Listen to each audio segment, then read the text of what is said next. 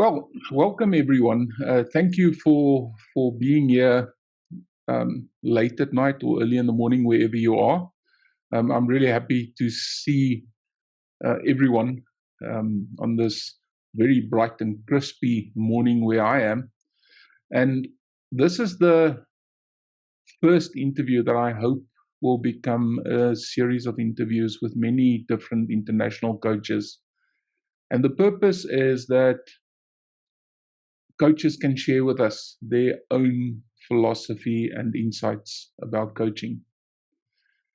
And the reason why I thought to do this is because it is very easy to get caught up in the lineage of the coaching approach that you were trained in and to think that everyone coaches that way. But also, if you are focused on a very niche market and your client base is very specific, it's also very easy to fall into a very formulaic way of coaching if there's no outside inspiration. So I'm hoping that all of you curious coaches will be exposed through these interviews to new concepts, to new perspectives and viewpoints. And in the spirit of learning and curiosity, we will welcome today Coach Noëla Zaharia to share her approach and philosophy with us. But before I give her the floor, I'd like to tell you a little bit more about her. She holds professional coaching certifications from the European Coaching Federation and the National Authority for Qualifications of Romania, and she's an advanced master practitioner of professional NLP in coaching and mediation. She's also a qualified human resources management practitioner and holds a BA in applied communications and public relations. In addition to all of that, she's got more than a decade of experience of working with applied communication in talent management, focusing specifically on resourcing, engagement, and the development of staff in various companies in her fast-paced creative industry of media, advertising, and digital marketing. And then she's also an avid creative thinker and a creative problem-solving practitioner, and I can promise you she's got many creative ideas and insights. But before we start, let me just quickly share the structure of our session today and how we all will participate. We will start with a conversation between myself and Noela, in which I will ask her some questions around her philosophy about coaching and her insights from coaching, and ultimately how she is also affected personally by being a coach. And then there'll be an opportunity for an open Q&A. And just to keep the open Q&A manageable, I'm going to keep everyone muted. So if you want to ask a question, please raise your hand. You'll see at the bottom of your screen, there's a reactions button. And if you click on it, the very lowest option is to raise your hand. So if you raise your hand, I will unmute you and you can ask the question.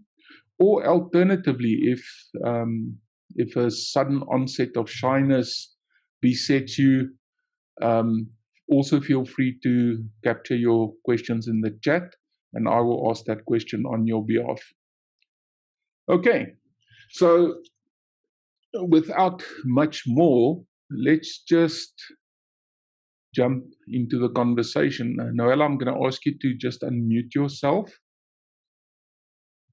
Here I am.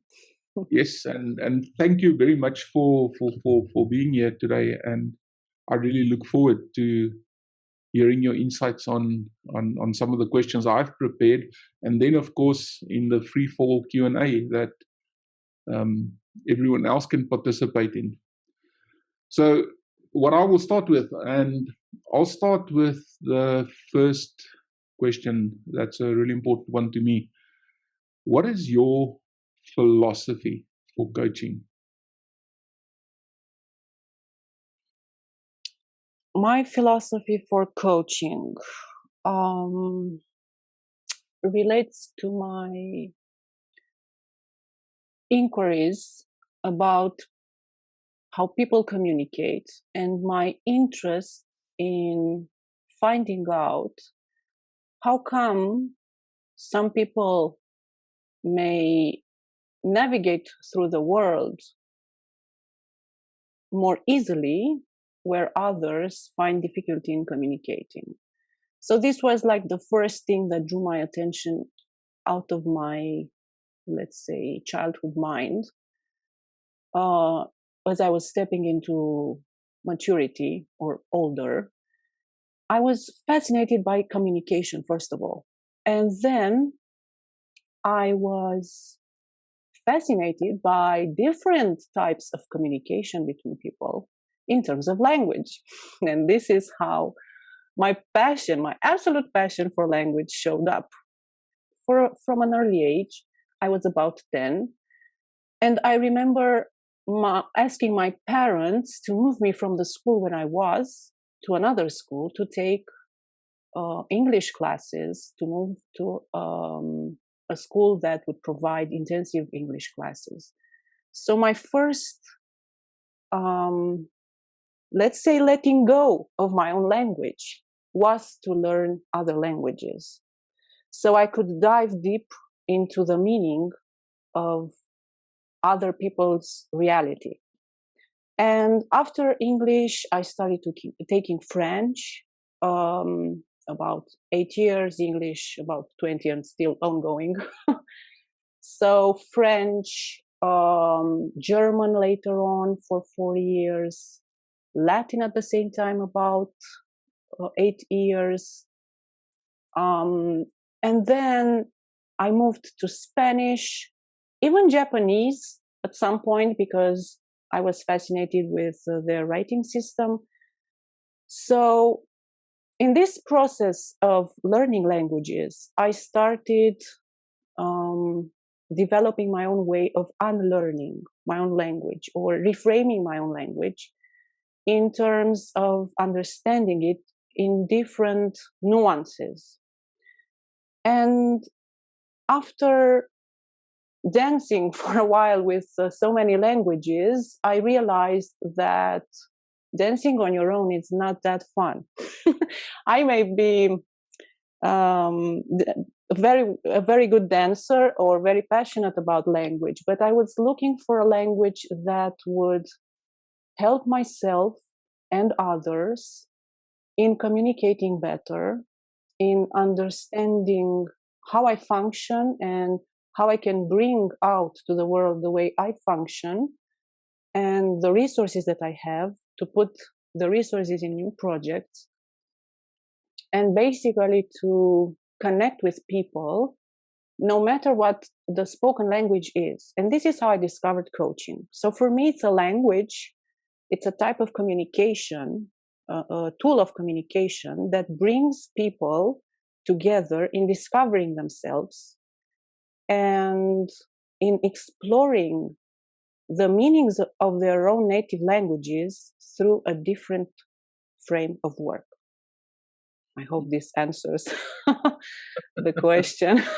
Yeah, very, very, very interesting approach, using communication as a focus point of coaching. So maybe let me ask another question then. How is your coaching new and novel or different from the way that you think other coaches work? First of all, when I started taking up coaching, I did it for myself.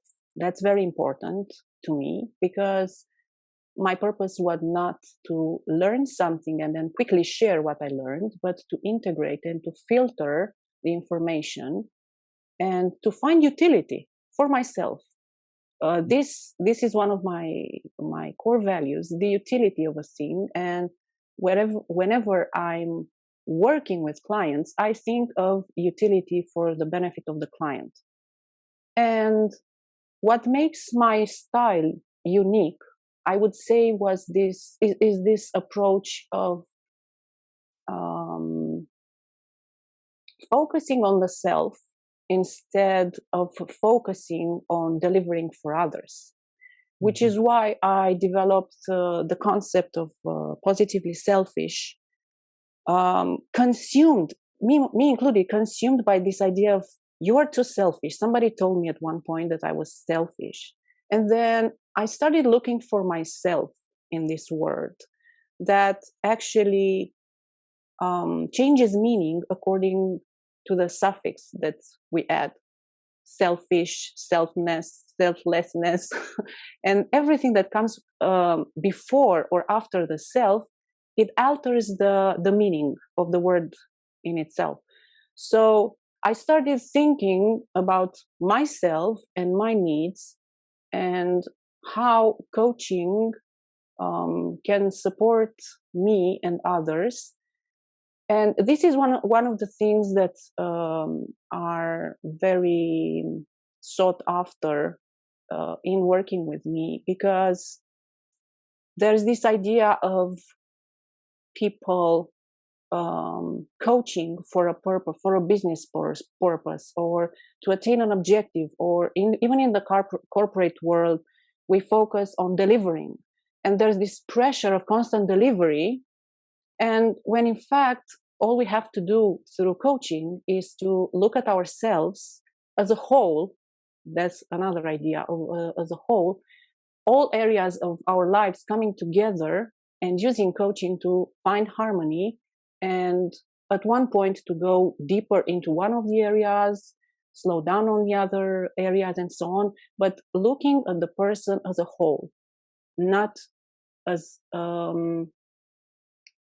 not only as a part of of him or her interacting with the world. We are whole. Yeah. Yeah. I like the concept of selfish as you describe it. I do a lot of coaching around finding purpose, and one of the concepts that I often share is that it's not selfish to focus on the self, because if you can build yourself to be strong, you can also be strong to the people close to you, and you can also be strong for the rest of the world. And if you don't have that focus on self, it is very easy to just look at what others want and others require, and then eventually you burn out. Yeah. Yeah. So, what is your experience with focusing on the self and burnout? And are those the kind of clients that you work with? I could say the first client I worked with was myself. Mhm. As I mentioned, I started coaching myself first because, like you said, the way we take care of ourselves goes out there in the world.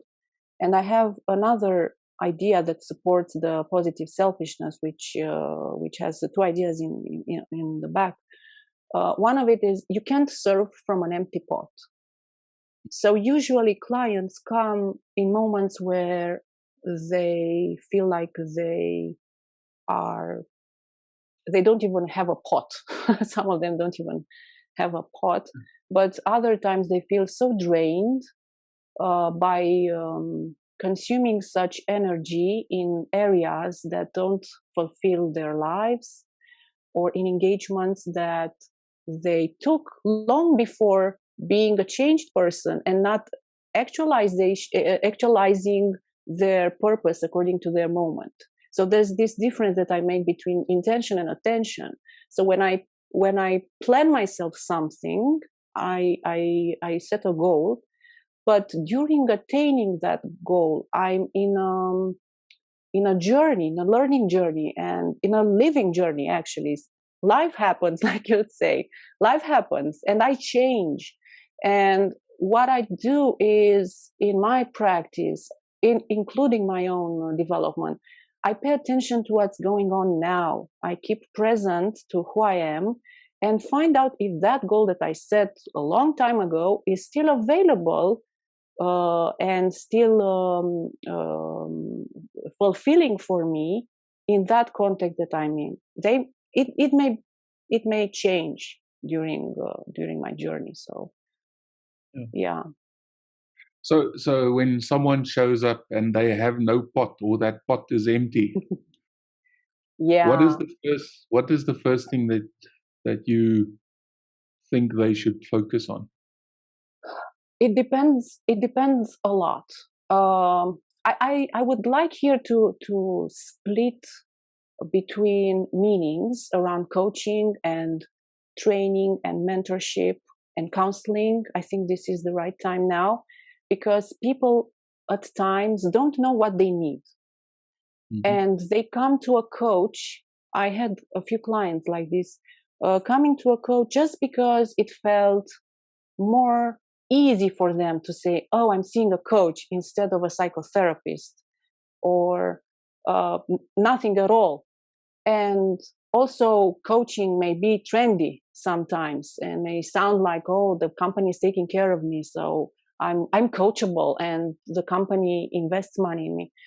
But when a client, let's say, shows up and they have no clue if they have a pot at all, either filled or empty, we start discussing, and some clients would come with a desire, with a goal in their mind, and others may come with a problem if they have something to talk about.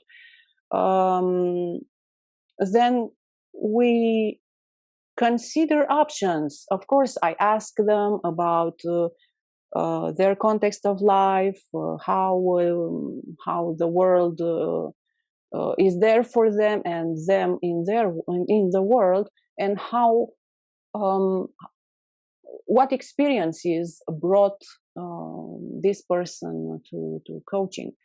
And I would give here, because I don't want to be very technical or general, I would give here the example of, let's say, somebody decides that they want to fly an aircraft, and they come to coaching. Great, this is a great objective. I want to fly an aircraft.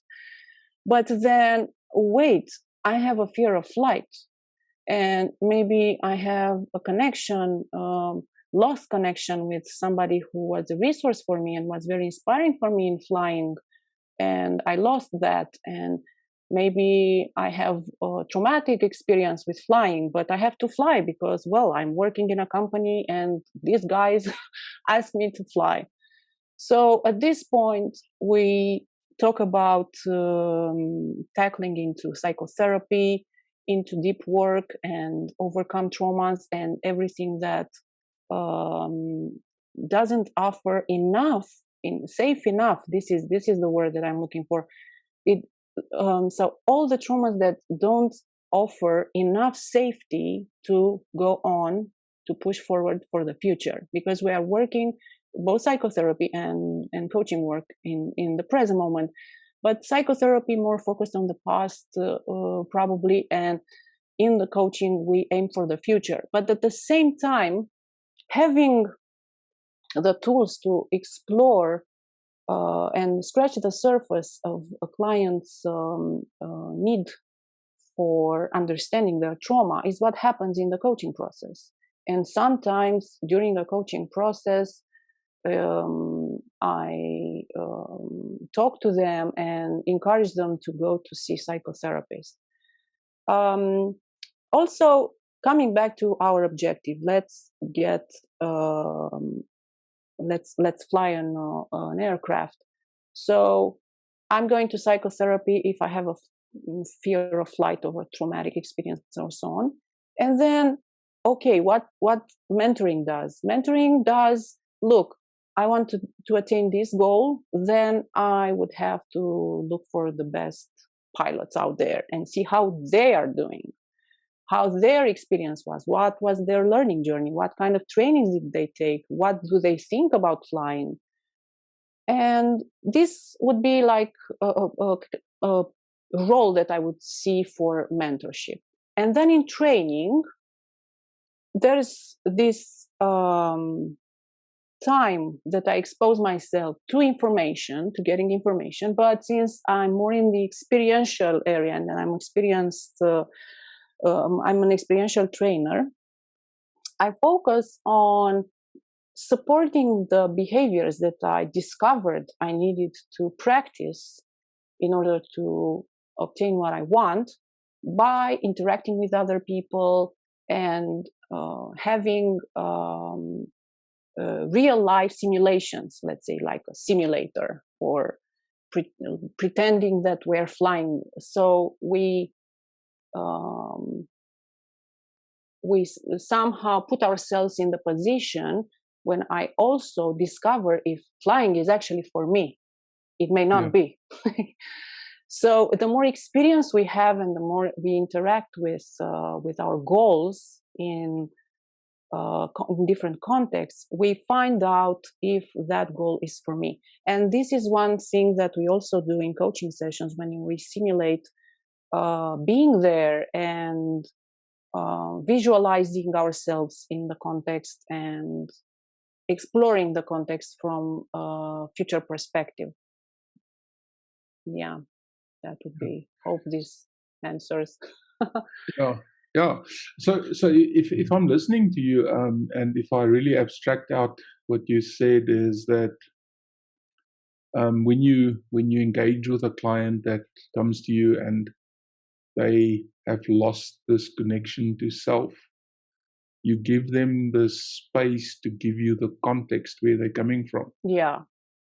Before you make a decision on whether it is that they need coaching or training or mentoring. Definitely. If clients, especially if clients don't know what to do, some clients may come in coaching sessions because they know the person or because they resonate, because they want advice. Some of them want advice, and that's okay, as long as we clarify. And this is one of the things that we may discuss about later, to clarify what are the boundaries, what is the contract that we have, the coaching contract, which is totally different from counseling or mentoring or psychotherapy. Yeah. The interesting point that I pick up on there when you talk about trauma, and I fully support what you are saying about therapy deals with problems from the past. But it's also true, and I can fully support you in that. It's also true that when trauma affects a client in the present and it limits their ability to look into the future, it is something that then lands on the agenda of the coach. Yeah, which is why I think us in the coaching business should always keep ourselves open to new types of training. This is why I took psychodrama classes. This is why, first of all, I chose one of the tools of work in coaching to be neuro-linguistic programming, because I find it very resourceful. Neuro-linguistic programming, for people who are not very familiar, is the study of our internal reactions, of our subjective reality. What I find in neuro-linguistic programming is that not only it's a very insightful tool, but it's also very creative. And if I may, I would like to invite everybody, either you're on camera or not, to think of the best experience that you remember at this point. The best experience could be something that you ate, a song that you listened to, could be a vacation, a relationship, a gift, could be anything. Just think about it for a moment.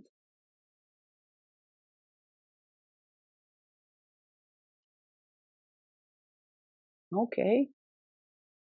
So when you thought about it, you may have heard something, you may have seen something, maybe some colors, maybe a movement, a dynamic, maybe you in the picture or not in the picture, or maybe you just felt something in your body. What NLP is that it unpacks the way we work on the inside in a way that you can see on the outside. It brings awareness to how we function and how we make decisions at a smaller scale, the smallest scale possible. Like, look, this is my sequence. This is how I decide. This is when the thought comes to my mind, and then I see a picture, and the picture is bright, and then I see some depth in it, and then if I move like this, I see different color. What I find very powerful in NLP is that our ability to be aware of our inner functionality is what empowers us to make the changes that we need so we get into the state that we want. So if I want to go to a resourceful state, like we say, we just bring ourselves into this memory, just allow this image to come up, and then I'm in that state. The same goes with not resourceful states. And this is what the power of NLP does, to bring back the attention to positivity in terms of let's move on from this blurry picture and get a clearer picture of what we want. I hope I made sense, guys. You know, describing this is just, yeah, sometimes, and the hardest thing to do, I think, and it's a constant struggle for me, and also a way of growing, is making complex ideas simple and slowing down. And this is what I love about coaching. It allows us to slow down the process of discovering, of understanding. And there's this frenzy about being so fast-paced, and there's this FOMO idea, like, what am I missing if I'm not fast enough? Where in fact, we gain more time if we are more mindful about what's going on and how to move purposefully, like Francois would say. It's one of his words. Yeah. I really like what you're saying there. And since you brought up NLP, NLP is great in unpacking the different parts of the experience, like you said. And then when you start looking at the third generation NLP, as it was developed by Robert Dilts and Stephen Gilligan, it brings also the magic that you refer to, the magic of visualization, the magic of embodiment. So if you take that approach to coaching, it's not only coaching with the mind anymore, but you're coaching the whole body and the whole being in space. We actually can't. We could do it, but it's not very realistic. We can't separate the entity from the environment. Mm-hmm. And also the coaching process. This is what I meant at the beginning by discussing with the client. The coaching process should keep a vigilant eye on the context of the client. It's one thing to coach somebody who lives or works or has a different a specific context of living, and another one, even though they work, let's say they work at the same place, in the same place. Some may have families, some may take care of relatives, some may have been experiencing trauma and so on. So we are very different. And I'm happy that you mentioned this, because I'm coming back now through to my love for languages and for understanding beyond projections and finding the exact meaning that the client showcases. Sometimes the same word could mean so much for different people and so different. And the way I see us people is us being like countries that speak their own language. Well, I'm living in Romania. I speak Romanian as a first language, but within my experience with the Romanian language, I have a different understanding of the words, and I process differently, and I navigate the world with different types of beliefs. I'm embodying the same words differently.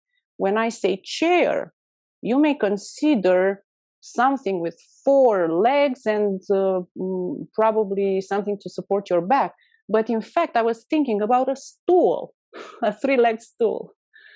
So what I mean is that I honor in my working with clients, I honor people's individuality and accept their uniqueness in dealing with their own issues the way they choose, and also invite to discovering new ways of communicating with each other.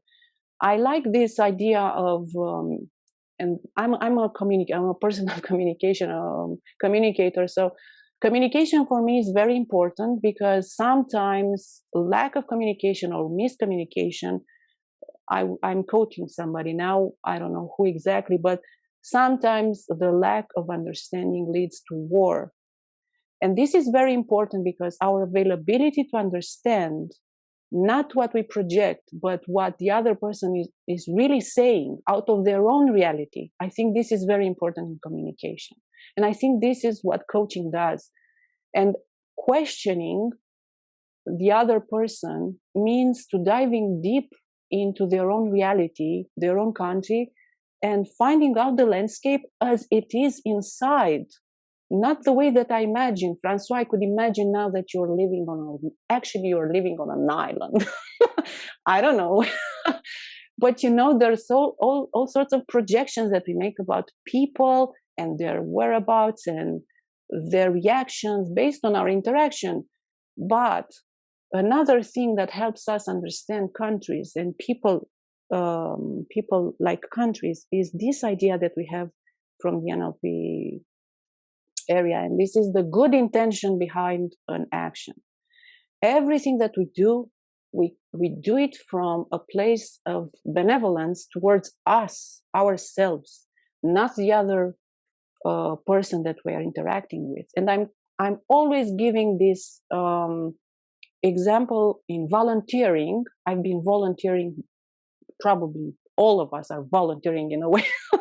I don't know if extra working hours are considered volunteering, but you know what I mean. We are all volunteering in some way.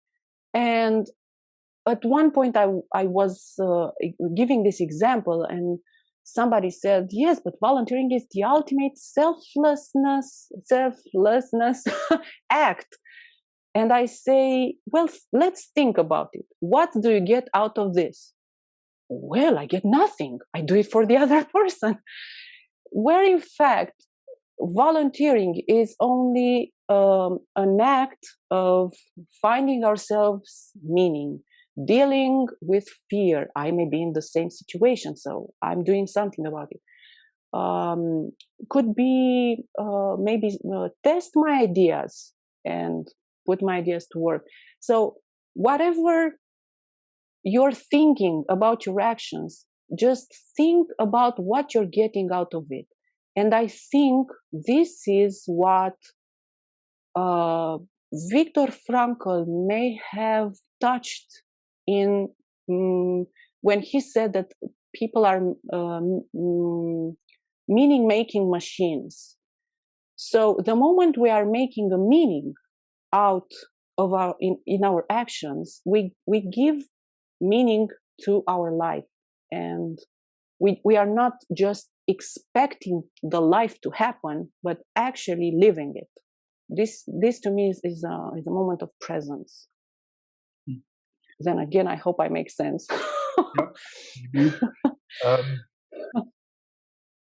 I would like to ask you about a little bit more about presence, but before I do, since you and I share both this absolute love of creativity and creative thinking. How do you bring that to your coaching?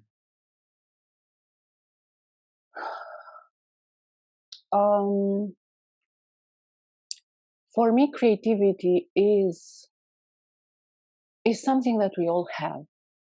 So to me, the coaching process only reveals the creativity in people. If I'm referring to, let's say, a shift of mindset, to me that is a creative moment. Look, I've been thinking my whole life like this, and then in 5 seconds I completely shift my attention and I change my perspective. This could be a creative moment. In terms of tools, of course, I have a wide range of preferences, my own, and I also focus on what the clients prefer. Some like to draw, some like to doodle, some like to write, some like to paint. I use photography, I use finger puppets, I use building blocks. So the tool, my approach in coaching, whereas creativity is concerned, a tool's purpose is to service the person, not the other way around. So I'm not saying, okay, you use this because I know it's effective. No, what kind of tools do you like? You know, there's this saying with every man with his tool. So I think all of us are very resourceful when we are equipped with the tool that fits our hand. Let's say, I don't know if it's metaphorical. So a part of the process, the coaching process, is discovering what tools people use. Some may not be into languages like I am. So I will not use language exercises necessarily, but would prefer to write or draw, or NLP techniques are also very creative because they put us in a very resourceful state where we can play with our imagination, and imagination is very important. Very good. Then you talked about the present moment and letting go. Do you want to unpack that for us a little bit? Yeah. One of the things that I find most value is working in moment. So now, I'm taking this example now. So I've been running in my mind some of the things that I considered we may be talking today. But now I'm fully immersed in your conversation here. I don't care about the sheets of paper that I wrote or the things that I thought about 5 minutes ago or 10 minutes ago. Going with the flow, I think it's what makes the change manageable and a reality. If we keep thinking about what could have been, then we lose the moment.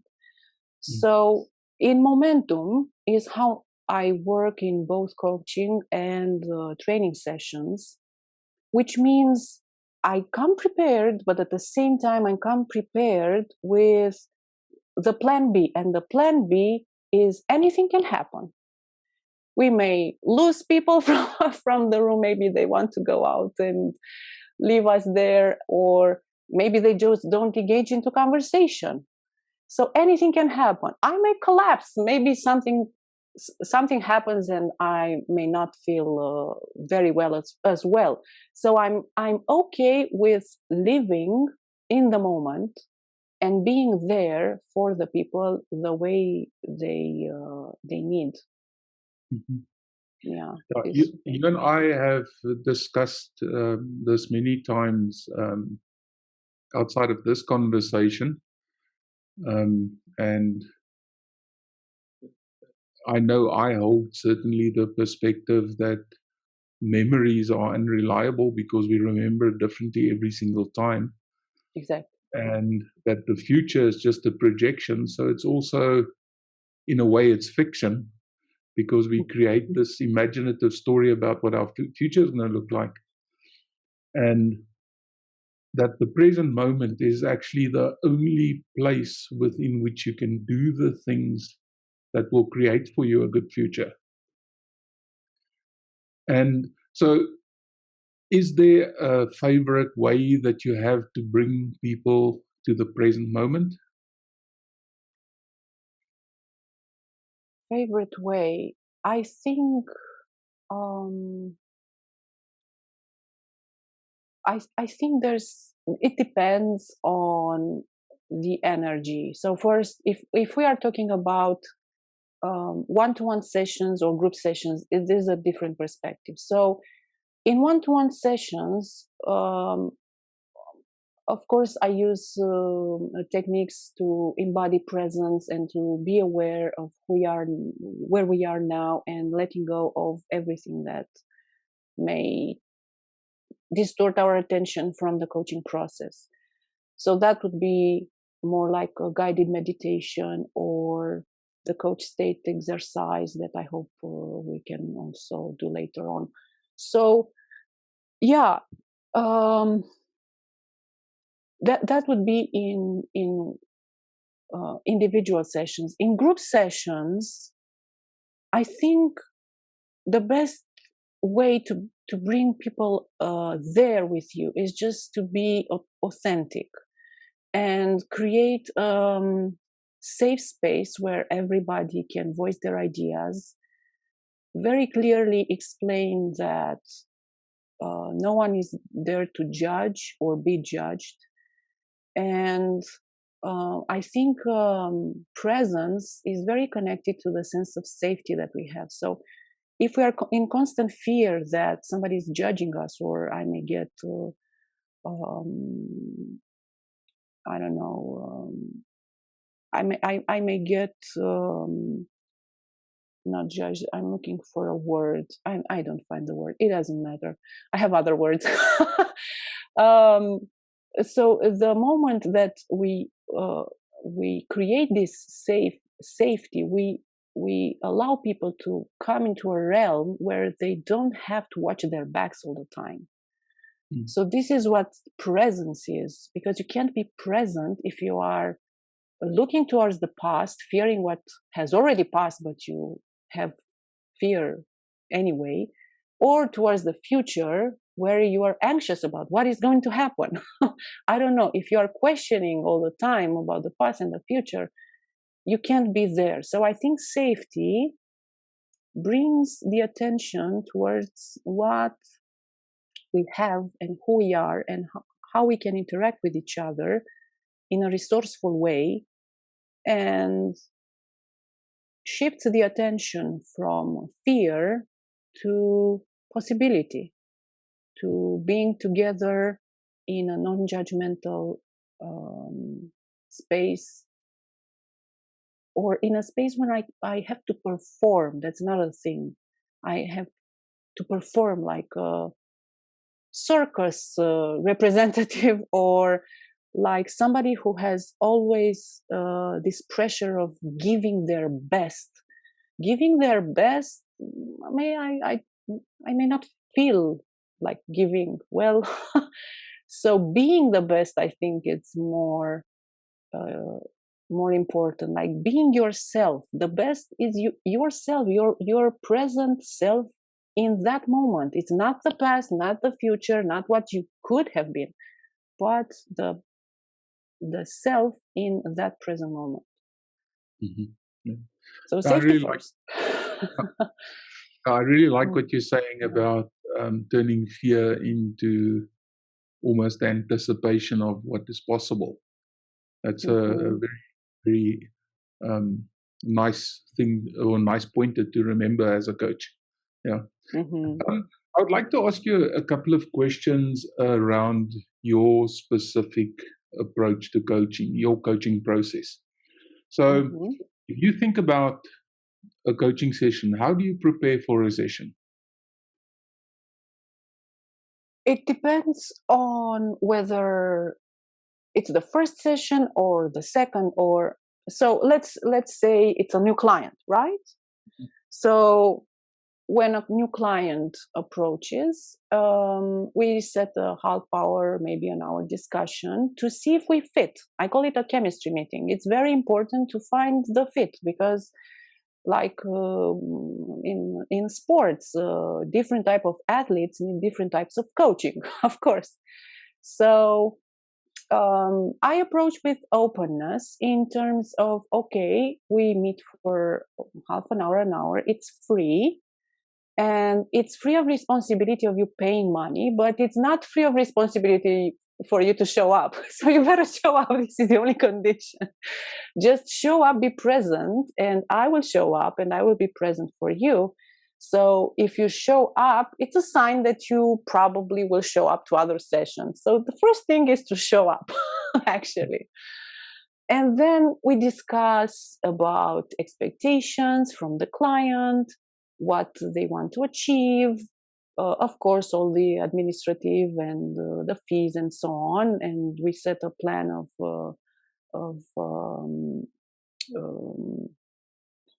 of sessions.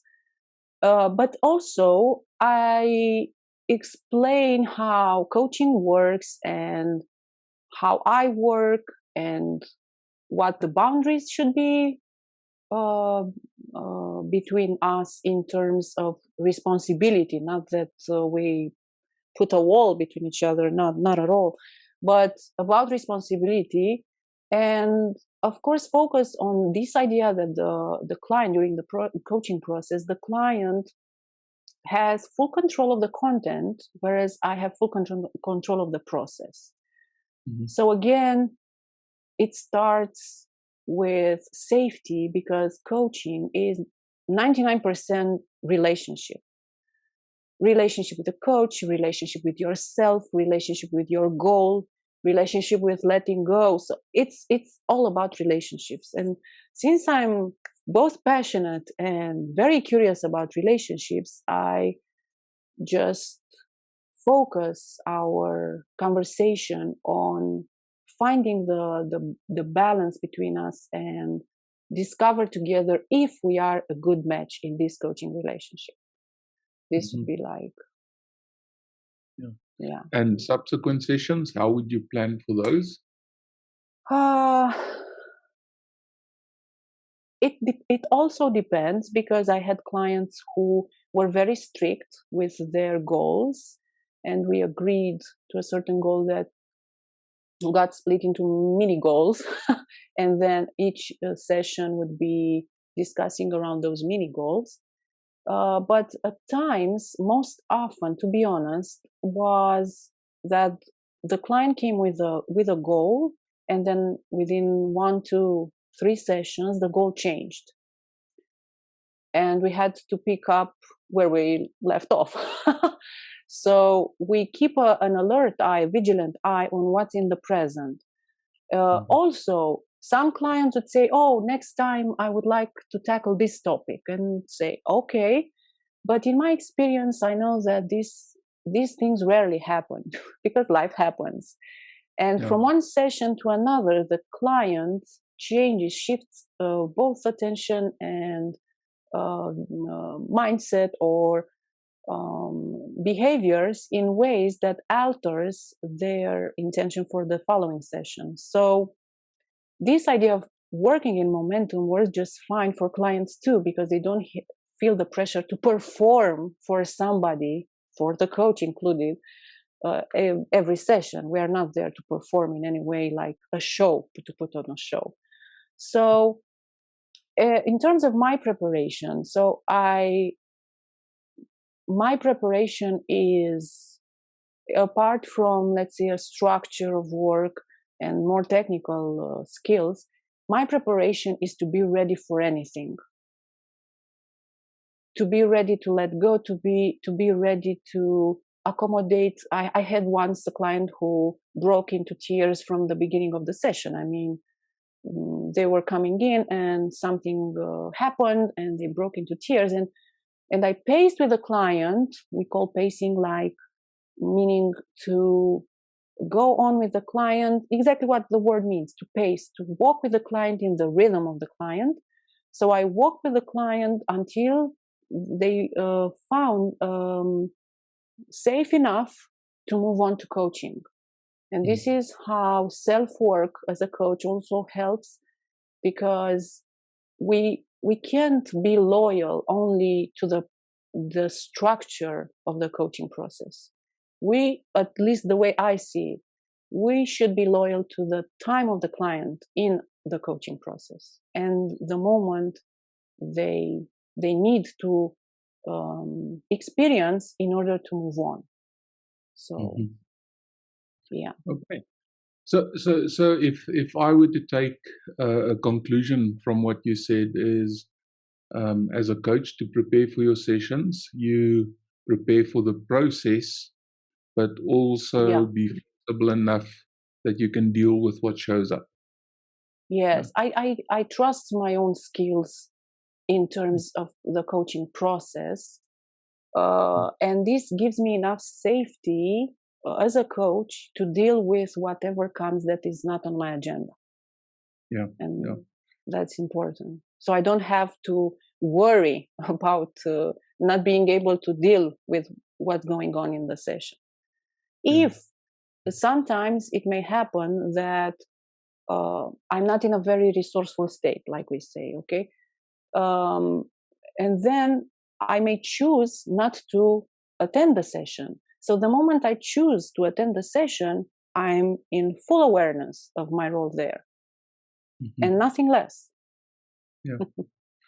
And what you also mentioned there about the client journey is this: you take them through a process to get them towards an outcome that they can take action on. Yeah.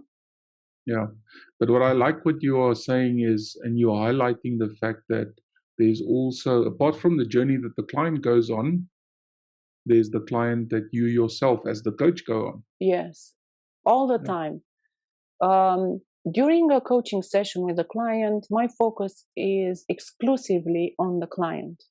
Only after the session, I take my time to reflect on my own postponed reactions. This is something that I'm happy to be able to have developed during my coaching training, to postpone reactions, to not opinionate on things or be judgmental, neither about me or the client. But afterwards, I rerun the process and I think of ways that the process may have impacted or not.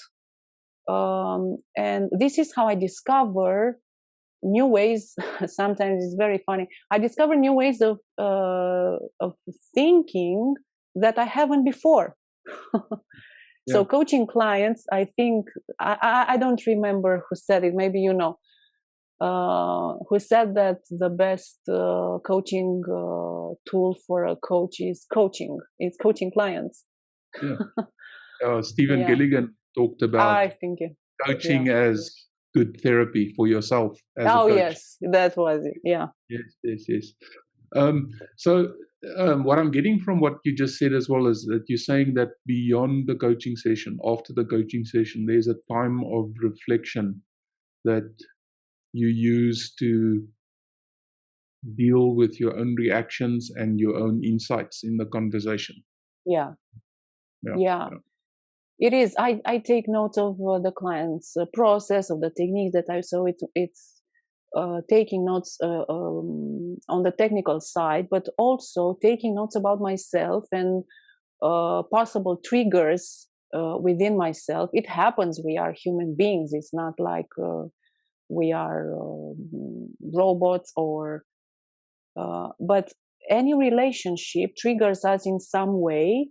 What works for me is to postpone any reaction so the trigger may not develop into something that I have to deal with during the conversation, the coaching conversation. And this is very powerful because it's like in parenting when you suspend your judgment, and if the child runs wild or annoys you or something, and you feel like getting the energy out, you just breathe and take a 10-second break and just probably count to 10 and just realign with yourself. And this is something that we in coaching do the whole process.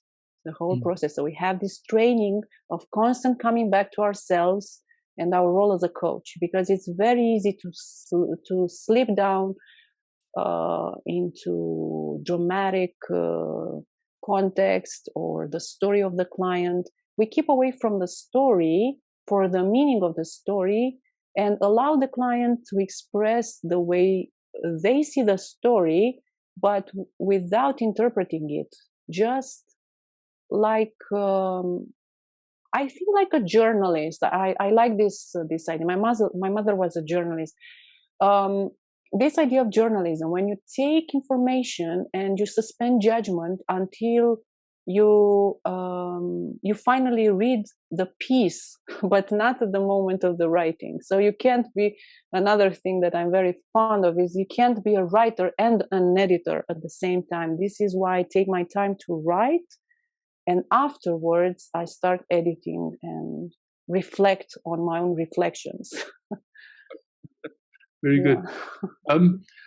Okay, we sort of running out of time a little bit, so I'm going to ask you a couple of quick fire questions. If you can give me quick fire answers.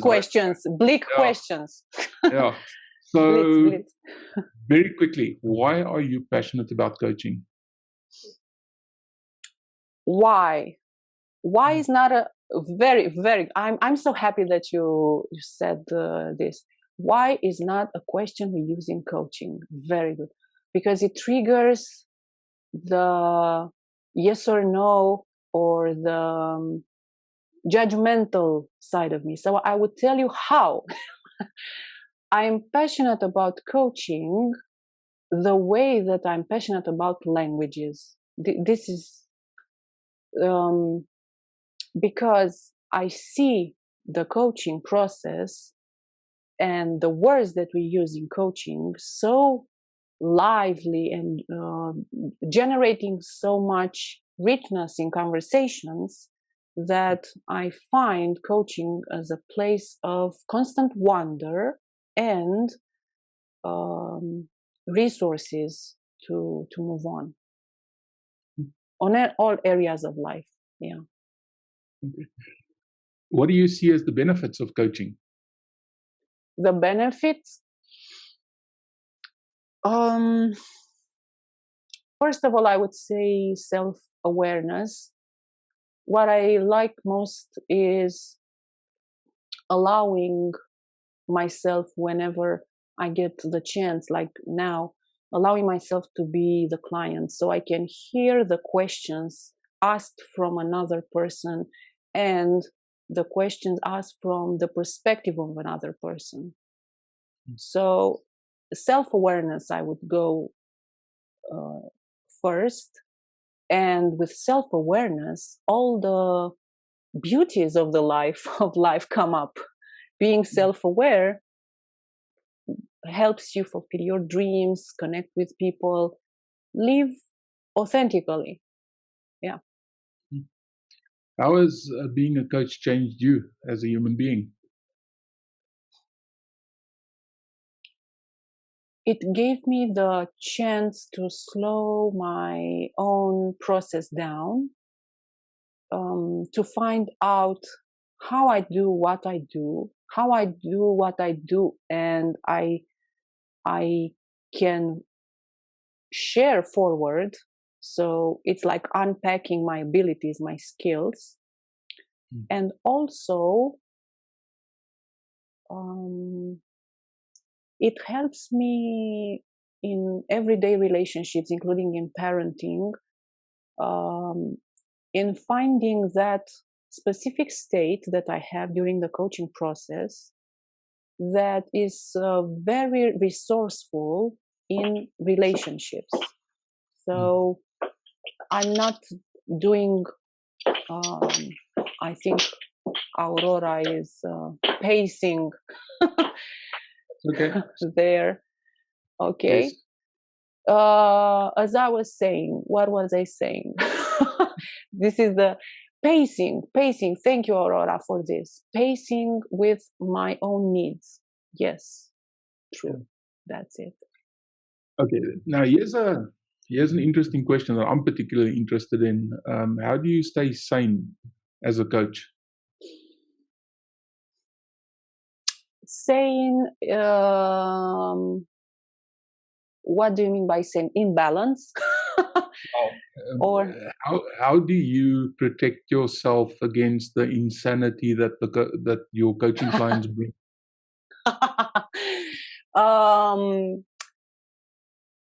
As I see people as countries with very specific kinds of insanity, including myself, I'm a country with specific types of insanity. I think I keep myself open to just holding the space for these possibly conflicting realities to exist. Mm-hmm. So I don't have an opinion on their existence, but celebrate it and also be curious, what can I learn out of it?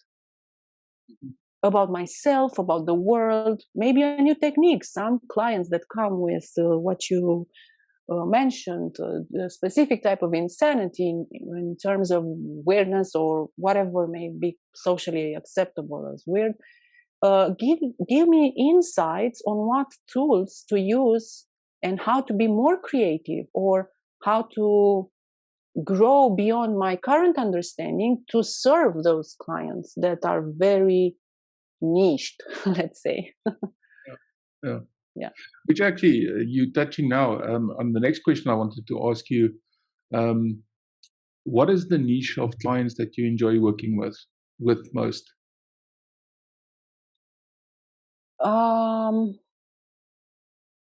Clients that I enjoy. I have a special connection with the education system. So I like coaching teachers for many reasons. One of the reasons may be the fact that I had the chance to work in the private sector in very creative industries, but also to be able to finance myself in training in coaching. And the education system is not very, let's say, familiar with coaching. Now it has, during the past years, the things changed. But at the point when I started working in education in 2017, coaching was barely existing. And what I find very useful is that working with the education system also helped me understand how I can develop my language and refine my understanding of coaching, so I can transfer this information to teachers and school principals and so on, because we have different understanding. We come from different worlds, though we live in the same world, but our internal world is different and our experiences. So one niche would be teachers that I like. I also like to coach youth. Had several projects on that. I even coach non-believers. I like that because what better satisfaction to see a non-believer of the coaching process as a useful tool. What better self satisfaction and satisfaction for the industry to have this niche. Another thing would be young entrepreneurs or people in companies who work in HR or in industries where they are very consumed by working with people. Generally, I focus on this type of clients, not only because I go to them, but also because they somehow resonate with what I'm doing. So, yeah. And generally, everybody who wants to discover themselves at some point in their life, or they got lost, or they don't even know they have a self that they can think about without being judgmental. So yeah. Yeah. Yeah, I've still got so many questions for you, but I think I want to also give our audience Yeah. an opportunity to ask you questions. And one question that Nicolene posted in the Mm-hmm. chat box was, she says, I'm not a life coach yet, but I'm Mm-hmm. also not sure where to start. I definitely firstly want to do it for myself and then to help others. Should I start with NLP or with a basic life coach course first? Where do you start first and where do you go next? Yeah. Thank you, Nicolene, for this question. So what got me into coaching was actually working in the HR department and taking an HR management course at that point. And as I was reading from a manual, my eyes dropped on a small piece of text at the bottom of a page mentioning NLP. It was for the first time when I heard this term, and I got curious. So the first thing that I encourage you maybe to find something that makes you curious. It may not be NLP, could be anything else, any other technique, and start discovering what makes you curious. Coaching is a tool that you can use to put your curiosity into practice, let's say. So no matter what you choose first, either to focus on a specific type of technique like NLP or I don't know what other techniques, they don't come up into my mind now. Just make sure that these techniques that you choose are aligned to something that you may find resourceful on the way. And then after I got curious about NLP, then I started making connections, creative connection. What is NLP and what is the purpose of NLP? How can it be used? So to me, going into coaching started with being curious about NLP, and then found a way of showing the world what NLP is with the help of coaching. So it wasn't the coaching, it wasn't a purpose in itself, it was just a phase of turning my passion for people's creativity and desire to hold these creative spaces where people can learn and, let's say, find a common ground of understanding each other. I hope I'm making sense. I think you are making a lot of sense, and I will agree with you. Becoming a coach starts with the curiosity, and that before you even think about learning coaching skills, there's lots of communication skills that are good to master, and NLP is particularly good for that. Mm-hmm. Other kind of communication training, it doesn't have to be NLP, but you are absolutely 100% correct in the sense it must start from a strong space of curiosity. Mm-hmm. Sorry to butt in, but I mean, if I think about my own journey as a coach, mm-hmm.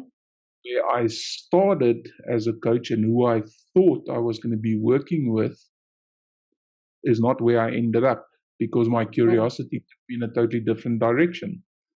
So yeah. I think this is some of the best advice that you could get from Noela. Okay, so let's see. Maria's got a question.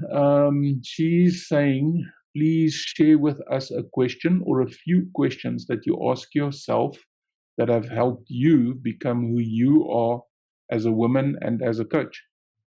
Oh my God, that's tough. Thank you, Maria. I think the most revealing question for me was when somebody told me despite the fact that I was working very hard with results and with a lot of energy put into the work, somebody told me, "You are selfish."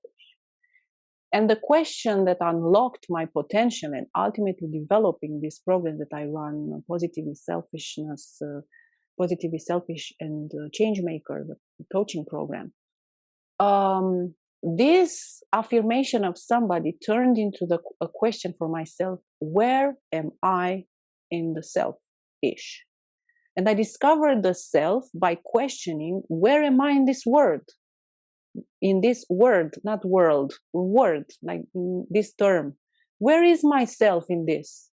How am I connected? What is my relationship with selfishness? And I realized that I am being selfish because I am there too, including in the coaching process with the client. We are there and we can't serve from an empty pot the way that we have to feel at least safe enough to be for others. And this got me thinking about my needs. We may discuss this in another session about my own needs and my own desires and my own relationship with my work and the toxicity that was there. So where am I in this is very important. And I think the question that revealed myself was this: where am I? And I found myself when I asked myself this. Yeah. Yeah. I'm going to slip in one of my questions there. And I'm just thinking what you spoke about earlier around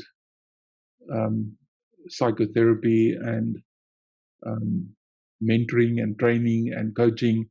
And the question that I have for you is how important is it to have a network of professionals around you as a coach that can support you in your coaching?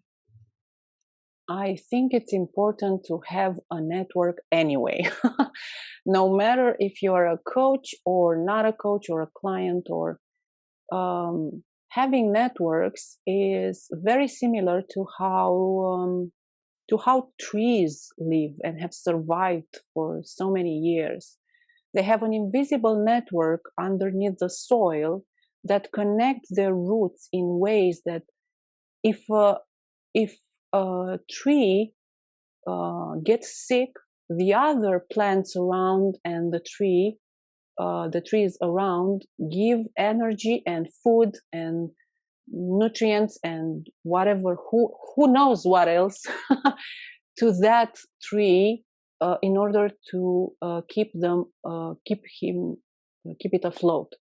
So I think it's not that we don't have support system, is that acknowledging their importance, whatever they may be. It can be books, it can be movies, it can be the internet, it can be people online, offline, it can be the work that you do, it can be colleagues, family. We should reflect of what is our system, where are we in the system, and how does this system support us, not in terms of what are they doing for me, but what am I taking out of the system? What am I taking from this system for myself? Some people may be mentors for others.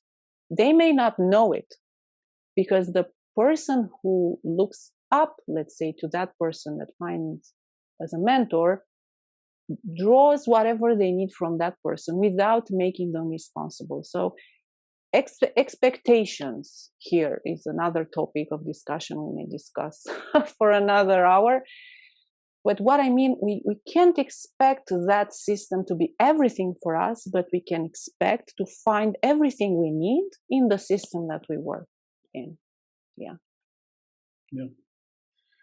Okay, Mona made a comment here about something you mentioned earlier. Which color, animal, state of mind are you resonating with now? What happens if what if we turn that question on you? What color, animal, Yeah. state of mind are you resonating with now? Yeah. We can reflect. Very good, Mona. I think we can also reflect on that. All of us here. Let's take a couple of moments and just reflect on Mona's question.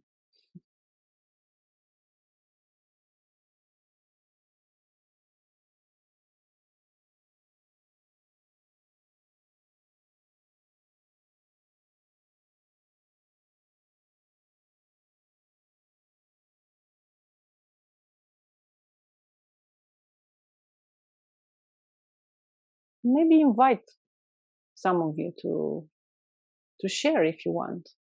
Is anyone out there willing to unmute themselves and share? Just pop up your hand. Okay, Aurora. In a minute. I am driving. Oh. I am listening to you. Hello. Let Hi. me close my camera. Got my phone. Okay. Yeah. I salute everybody. I am so happy you give me the opportunity to be here, because everybody has to know that I am not a coach. I am not a coach, but I am a teacher. Not yet. Not yet. Oh, good. Thank you. But I am a teacher. I am also a head teacher, and I was so glad to find Noela in her mission of coaching, because she was invited in our school and she gave us some of her roots. It doesn't matter. I will not tell you our whole experience, because it was our first experience of being coach. And I would like to say to everybody that I am so glad that today I feel like a seed, and that seed was planted in a soil I never thought about. So I'm feeling like today I could have another roots, or another I don't know how to say it, but anyway, I would like to thank you to thank to everybody, and I have something to add. I very like the falling water in your background, Francois. And I would like to tell you that this was great for me today, in such a crowded day for me. Thank you for coming, Aurora. Thank you for taking the time. I know for teachers and head teachers it's very difficult hour because it's school day, and yeah, thank you so much for taking the time. Thank you. Okay. Yeah, we I think we have time for one more. I think Bev wants to say something. Bev. Yes, Contra knows me. I always say something. I think state of mind for me is even beyond curiosity. This has been so incredibly informative for me as a coach. I always tell my clients, if I introduce myself, I often tell them coaching found me. I never meant to be a coach. I never just came my way. And I use something called Clifton Strengths. So I help people find what's good about them. And I love the fact that it's, that was based on curiosity, because I did it first. It was about mine first, and I wanted to know more about myself first. even though I've always been interested in how other people work and tick, but honestly, there's so much here, and I had so many questions about some of the processes and what have you. But I think we'll have to. Yeah, we'll do another session. I would be happy to have other meetings where we can share best practice and beyond this interview. Because I think that the being present for me is something in my coaching practice that I need to practice and help my clients be present. Because if they are not present, if they're constantly getting interruptions, or if they're thinking past, future, and not now, so a whole session just on how to be present, I think we could go on for hours on that. So thank you very much for all your insights. It's been absolutely amazing. Thank you so much, Bev. And Francois, I have to mention this because his questions, it's so, sometimes it's just overwhelming to discover yourself through somebody else's questions. And this is his artistry. And I thank him for inviting me and considering I have something to say. Thank you. Yeah. Okay, let's see. Is there anyone else that have a final question before I ask my final question? Oh, okay, Maria. Maria, can you unmute yourself? Sure. Hello. I just wanted to say that it was very, very interesting and enjoyable to drink my coffee with you all. And that every question that you answer, Noela, brings another question and a lot of other questions. I have nothing to do with coaching or therapy or something. I'm a journalist as a formation, and I'm fascinated by interview as a form of journalistic activity. And I'm also a very active person, not an introspective one. The pandemic times had made me more introspective and interested in this kind of meetings. My last questions would be: how do you know if you are asking the right questions for you and for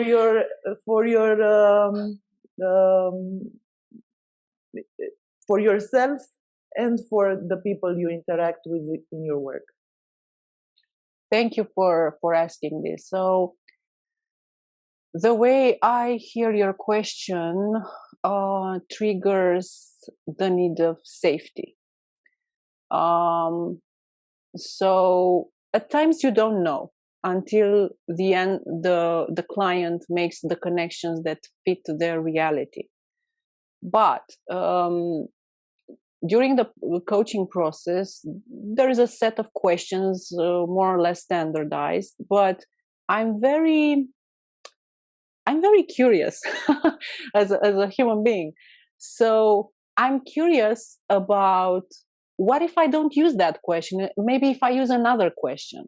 So I don't hang into the self-doubting of whether the question is good or not, because I'd rather dive into the process with the client and understand their world and the way that the world reveals itself gives me the words to formulate the question.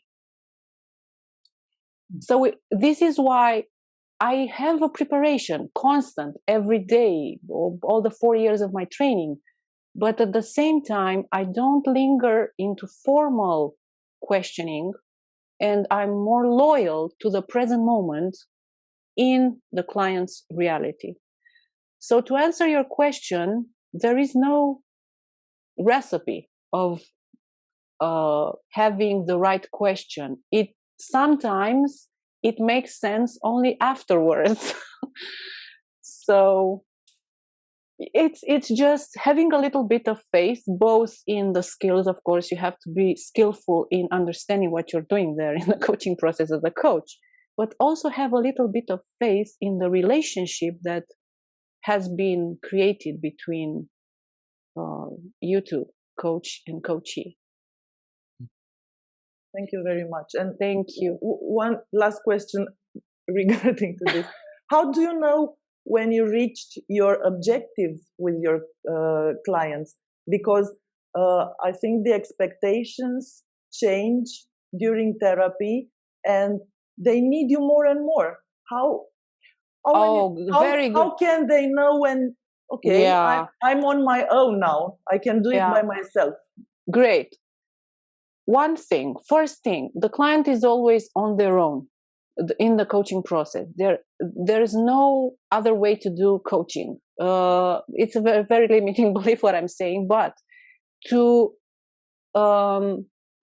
grab, to deprive the client from the joy of going by their own on this journey is a no-no. So I don't go there. So the client developing it himself has a greater joy of doing things than having this idea that somebody is there at all times doing the work for them. So the client does the whole work of the content. It's not our responsibility as a coach. Our responsibility as a coach is to pace with the client and to be in key moments with the client when they need us. So it may happen that the client doesn't need us all the time, which is why I strongly consider telling them, and I do tell them, that look, here is not a process of development where you get stuck or where you can get absorbed and you have to deliver something. Just pay attention to what's going on in your reality. If you need therapy and want the coaching process to stop, fine, go to therapy. I encourage that anyway for everybody to go to therapy for a while. Also, if you need a mentor, go there. If you want advice, go to somebody who can give you advice. I'm not here in a position to give you advice, but to use coaching as a self-discovery tool so you can find your own advice, because everything lies within you. I know it sounds a bit out of this world, but actually everything lies, it's like Aurora said about being a seed. We all have the seeds. You just have to move your attention from what's going on in your life to focus on the right seed for you. So there is no addiction in this process, and I don't encourage, probably other coaches do, I don't know, but I don't encourage this type of addiction because it's not healthy for the client or for me. And it also gives this self-worth for the coach, me as a coach, self-worth only if I have the client in front of me, the same client over and over for decades. It's not okay. Yeah. Okay, guys, I'm going to jump in here. We are at the end of our time for today. And I really want to thank Noela from the bottom of my heart for the time that she's given us here today. So what I would like everyone to do, if you want to, is to, in a moment, to unmute yourself and say thank you to her personally. And then, if you really have more burning questions, I'm hoping that Noela will stick around and answer one or two more questions. So if you absolutely must leave, please, everyone, unmute yourself and say thank you to Coach Noela. And then we'll go on with a little shorter discussion after that. Thank you, Noela, so much. Unfortunately, I do have to leave. It's many questions. I could listen to you for a long time and engage with you for a long time. Bye, everyone. Bye, Bev. Thank you for showing up.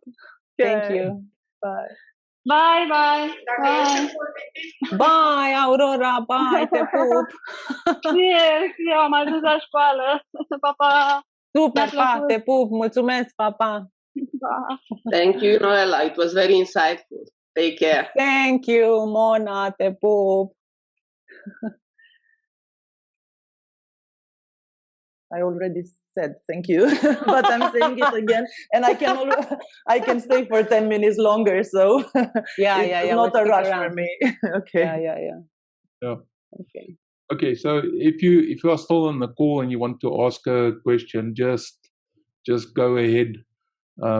We'll just treat this as a free format conversation. So anytime you need to drop off, just drop off. Mm-hmm. Noela, I was very curious about your last question, Francois.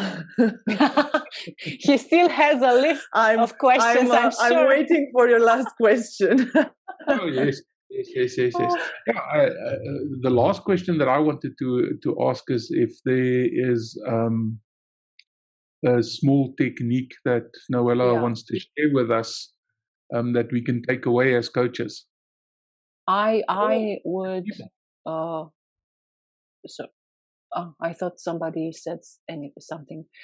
I was thinking about what technique to show, and due to lack of time and due to whatever we have been discussing now, I would focus on the coach state technique because it's very useful. I know many of us here, or probably not, I'm not sure about Elvis or Nicolene, probably they know it, but I think it's a very important technique to use anytime, anywhere, in any kind of situation, whenever you feel the need to ground yourself and to set an intention for yourself in learning, in business meetings, or just being present in holding the space for your friends to express themselves, because this pandemic really ripped us off from the social engagement, and at least sometimes I feel disconnected and maybe savage in relationships. I always come back to myself using the coach state. So what I invite you to do now, either you're on camera or off, is just take a comfortable seat. Usually this technique is done standing up, but not necessarily. Let's experience this technique sitting down, because we spend a lot of time. Thank you, Nicolene, for showing up visually for a briefly a moment. So we are in a lot of meetings on Zoom, and we spend a lot of time sitting. And I invite you to just take a comfortable position.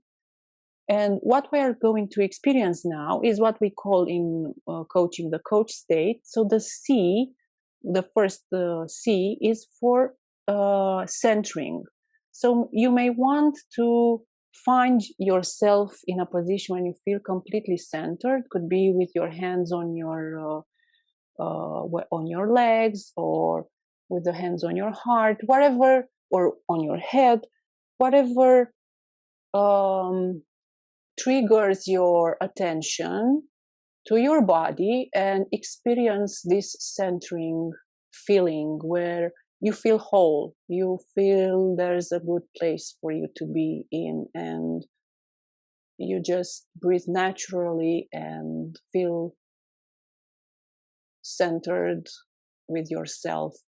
And then when you find this centering spot, you may want to open your arms so you feel like you're expanding your awareness from the body to what we call the personal zone and the social zone, because they sometimes overlap. So it's me, and the moment I'm